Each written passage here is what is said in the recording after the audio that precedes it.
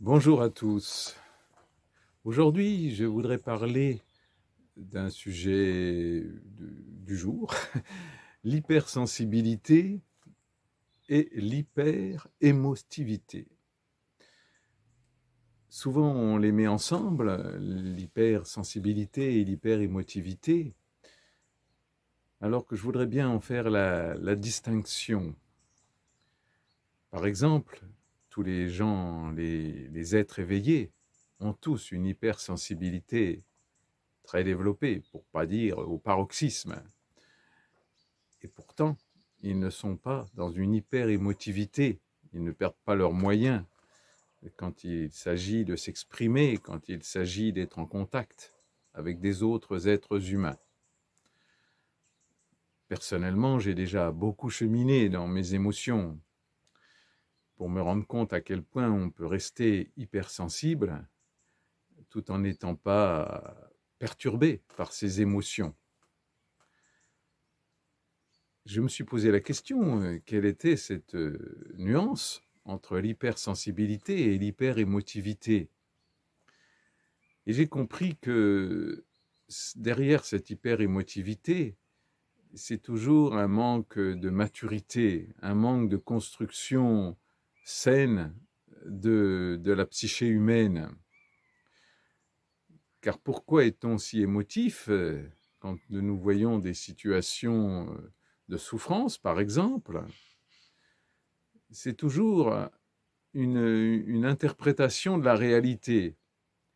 C'est toujours quelque chose que nous voudrions voir changer, que nous n'acceptons pas vraiment comme normal dans un élément de la vie terrestre.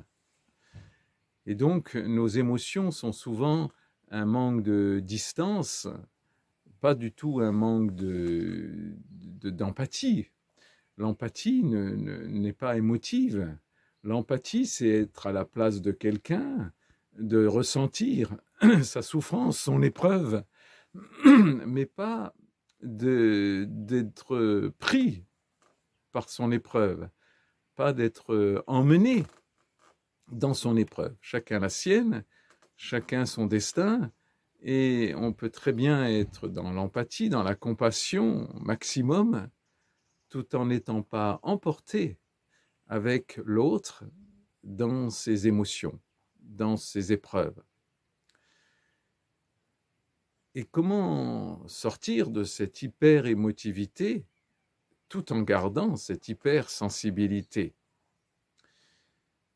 Je pense que c'est un chemin qui commence surtout par comprendre que cette hyper-émotivité peut être d'origine très lointaine dans notre histoire, ou peut être tout simplement dans un chemin de croissance qui nous surprend, car tout d'un coup, nous nous sentons hyper émotifs alors qu'avant, nous n'y étions pas vraiment.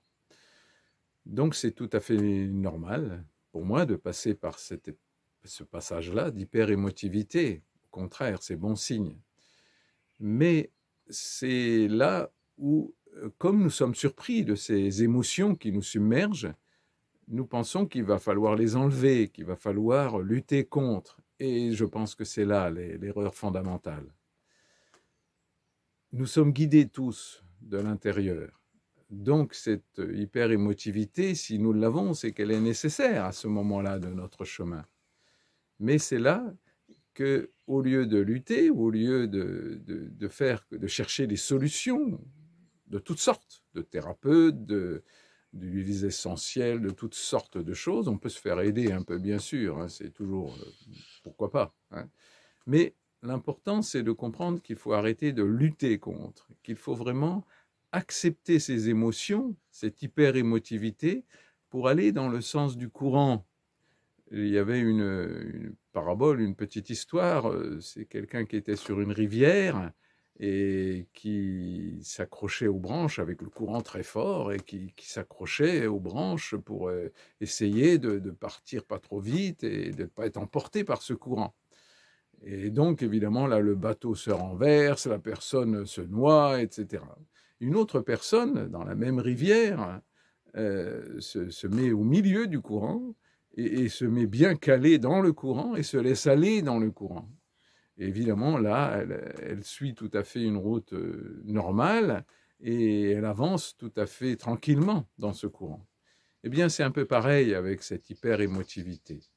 C'est d'accepter ce courant parfois violent, mais d'être complètement en accord avec ce courant, c'est-à-dire en étant en accord complètement dedans, de ne rien lutter contre, de rien chercher à modifier, pour que ces émotions puissent faire leur chemin, souvent avec des origines très lointaines dans notre histoire, pour peut-être nous amener quelques consciences, bien sûr, de notre histoire, mais l'important n'est pas d'essayer de tout comprendre, l'important c'est vraiment de se laisser glisser dans cette hyper-émotivité. Et après, bien sûr, si ça nous empêche d'être complètement performant dans notre travail ou dans notre maison intérieure, enfin de faire ce qu'on a à faire dans la vie de tous les jours, pourquoi pas, c'est pas un problème, hein. Il faut bien comprendre que rien n'est permanent, donc cette hyper-émotivité, si on la laisse aller, si on est vraiment dedans, on est complètement unifié avec cette hyper-émotivité, elle va avancer, elle va progresser, et elle va obligatoirement devenir beaucoup moins prenante pour que un jour ou l'autre, elle nous quittera, ou en tout cas, elle ne viendra pas nous empêcher d'exister et nous empêcher de créer notre propre vie. Et bien sûr, il ne s'agit pas de se couper, il ne s'agit pas de se fermer, hein. Donc de rester complètement en empathie pour tout ce qui se passe autour de nous, de ressentir toutes ces souffrances de chaque être que nous rencontrons. Et Dieu sait que plus nous sommes sensibles, plus nous ressentons toutes ces énergies, toutes ces épreuves que vivent beaucoup d'humains. Mais ce n'est pas pour ça qu'il faut prendre les épreuves. Il faut juste voir, est-ce que je peux faire quelque chose à ce moment-là, un câlin, donner un coup de main, pourquoi pas. Mais c'est tout. Le reste, laissez vivre. Tant que ce n'est pas à notre portée, c'est que ce n'est pas nécessaire pour notre chemin.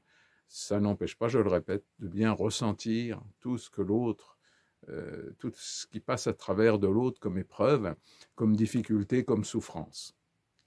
Voilà, nous avons les nôtres à vivre, hein, et celles-là aussi, il faut les vivre complètement en accord, tranquillement, sereinement, sans lutter contre. Je crois que le gros piège, c'est de vouloir contrôler, lutter contre les émotions, contrôler, lutter contre l'hyper-émotivité.